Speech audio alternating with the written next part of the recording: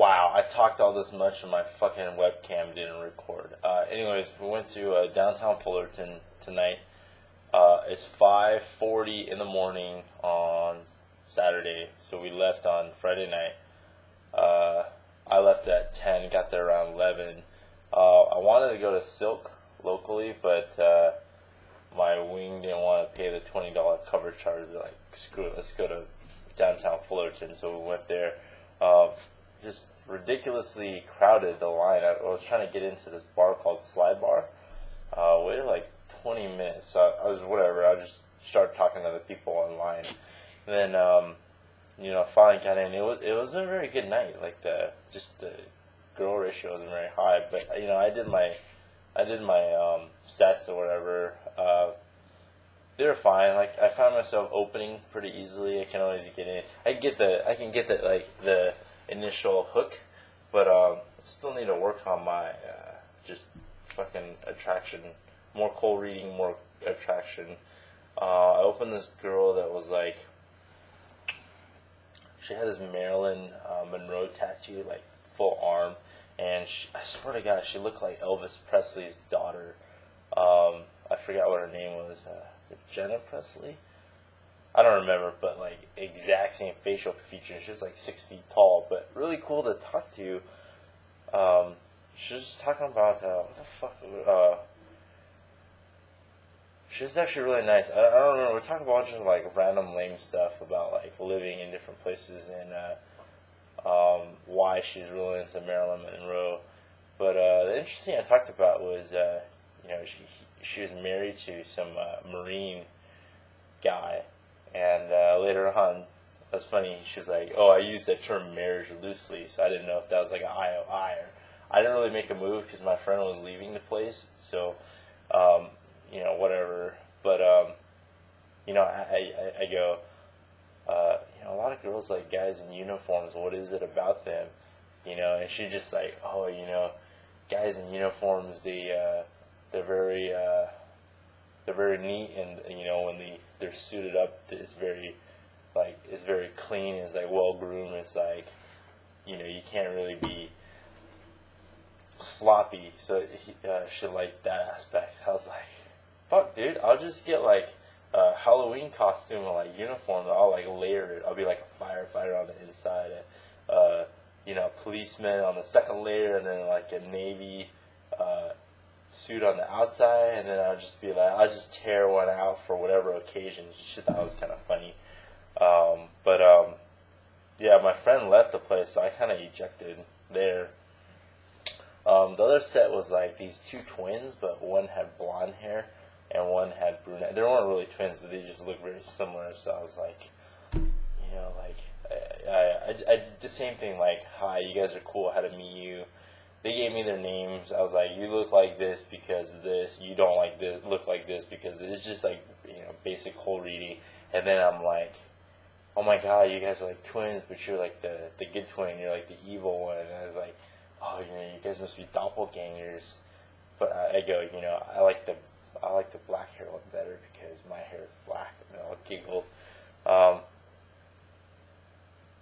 That was it. And then what else? I opened some chick that every time she stared at the phone, she'd always frown. So my opener was just like, why are you frowning every time you're looking at the phone? Like, did somebody send you a terrible text message? And so it was cool. And it was funny. My wing actually was talking to these 3 set. But I noticed really interesting when you open a group of 3 girls. When you're talking to that one girl, the other 2 girls are like pretty much like talk to themselves, because if it's a 2 set, one will get bored because you're talking to that one girl unless you engage both.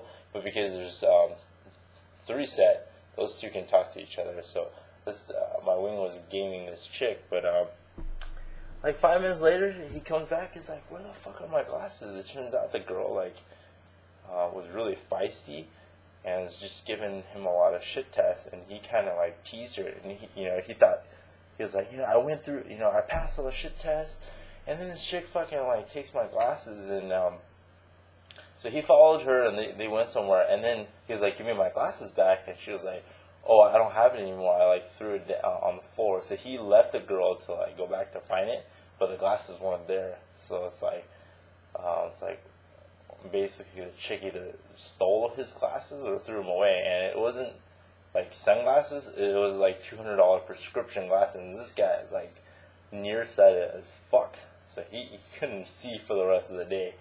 And what's funny is because he's nearsighted, he can still see if the girl's hot or not. Because usually when you're in a bar, you you have like a 5 feet viewing distance. So yeah, he was pretty pissed. So the rest of the night, he was just trying to find his way around.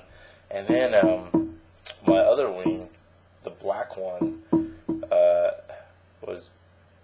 he didn't bring his fucking cell phone. So he was like, fuck, I can't get the number. I better pull tonight, So that was his mission. It's same night pull, So, and this is already 1:30, 1:40, and all the places are closing down. So we just decided to go out and do some street game, and I happen to have my camcorder, and so it's two standing sets. He approaches. They kind of showed a disinterest, and two girls come walking by. Right, one's like a Filipino chick, another one's a white girl. I was like, "There's your opportunity." So he fucking opens that set, and they didn't stop. Right, a lot of times night game outside, the girls, they keep walking. So he keeps walking, and I'm 20. And I didn't want to bust in his set, so I just stay 20 feet back and I film the whole thing.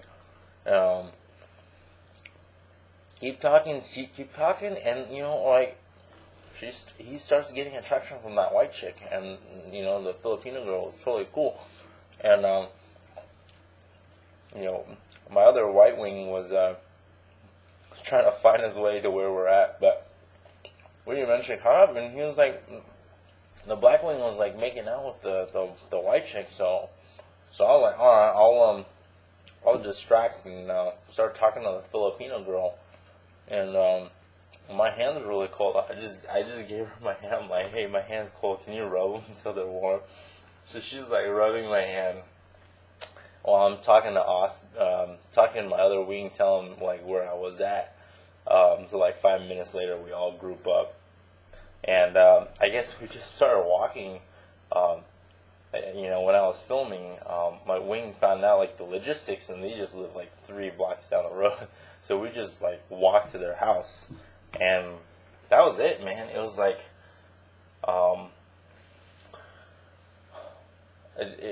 it's almost retardedly easy for my 2 wings to get the same night lay.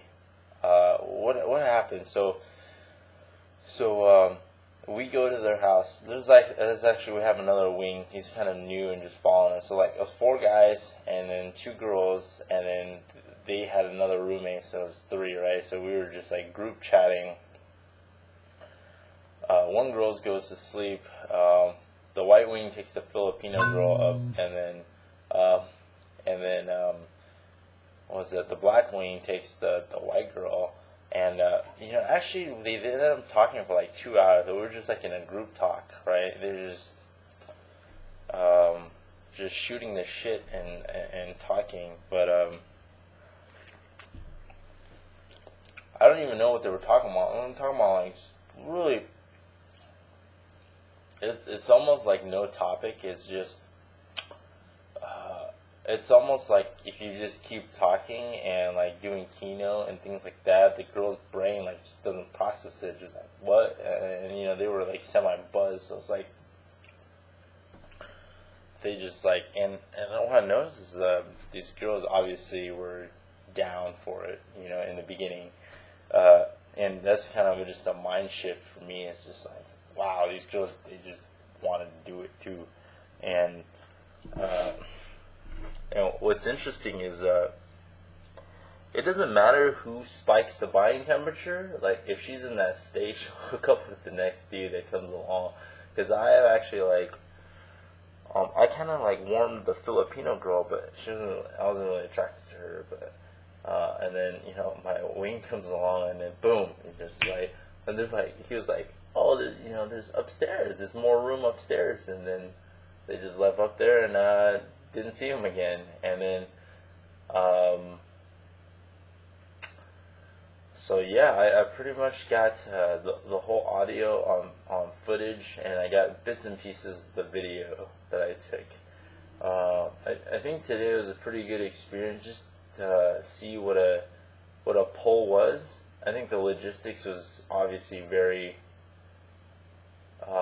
in their favor. It was like the last set of the day, and it just happened to hook. But they just, the girls lived like 3 blocks from the bar. It's like how easy from a logistical challenge was it? And they all had like roommates that really didn't care.